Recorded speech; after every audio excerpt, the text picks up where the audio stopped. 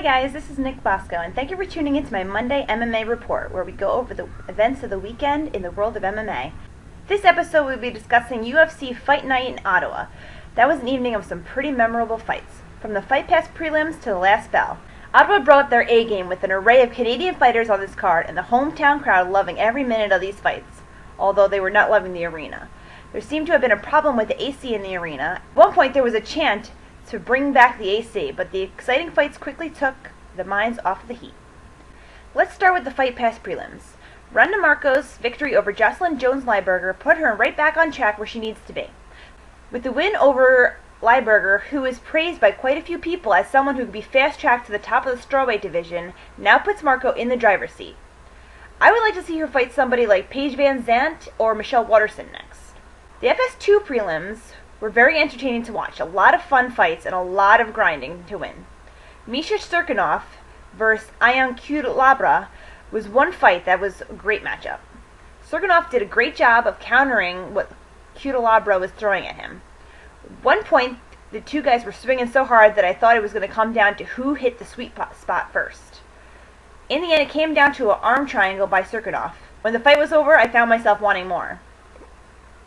The main card followed up with excitement and entertainment as the prelims started. The ladies kicked off the main card with the inaugural women's flyweight fight.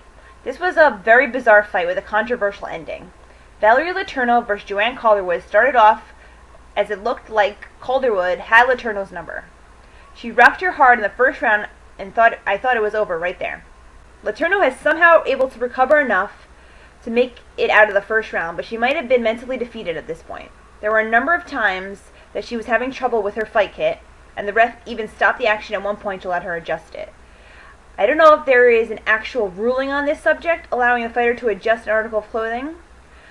Although Joanne Calderwood, I thought, was very considerate and patient during this whole process. Towards the end of the fight, there was multiple instances that Letourneau seemed to need a moment to recover, and she was allowed to do so, regardless of the reason, whether it would be her shirt or an actual injury. The whole situation was bizarre. He seemed to have turned in agony several times, almost looking for the ref to call the fight, but he never stepped in until it was way too late. Letourneau was out of that fight long before he stepped in and was in turn forced to endeavor more unnecessary damage from Calderwood. Report Sunday morning was that Letourneau suffered a clean bill of health after having been sent to the hospital following the fight. Calderwood looked great in this fight and should continue training at TriStar if she has the means necessary. They have the perfect game plan to suit her ability and style.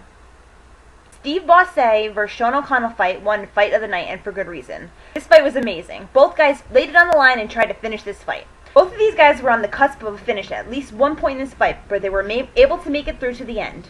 Down to a decision, and Steve Bossé walked away with the victory as well as some respect for his toughness. Both these guys went to war and showed that they could withstand some punishment.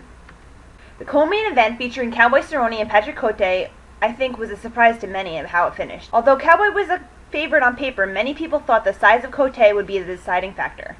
Cowboy was able to control Cote early with his speed and even completed a few takedowns. After taking Cote down several times throughout the fight, Cowboy was finally able to end it in the third round with a big left hook followed by some ground and pound. Cowboy has proven that he belongs in welterweight division and he should be here to stay. The main event was a 5-round battle, mostly dominated by Stephen Thompson. Thompson showed that he had improved with his technique and his cardio to go through all 5 rounds. Rory MacDonald is known for brawling through 5-round fight. He is known to going to decision and battling the entire time. I was hoping that he had shown some improvement with regards of not taking as much damage, but this was not the case. He returned to his team in TriStar and reassessed his approach. As for Thompson, he earned himself a title shot versus the winner of Robbie Lawler versus Tyron Woodley. These two will fight on Saturday, July 30th at UFC 201 in Atlanta, Georgia. That concludes the Monday MMA Report. Thank you so much for joining me, and don't forget, you can follow me on Twitter at @NickBoss, that's at NIKBOS, and check back on YouTube again soon for more fight news to come. Thanks, guys.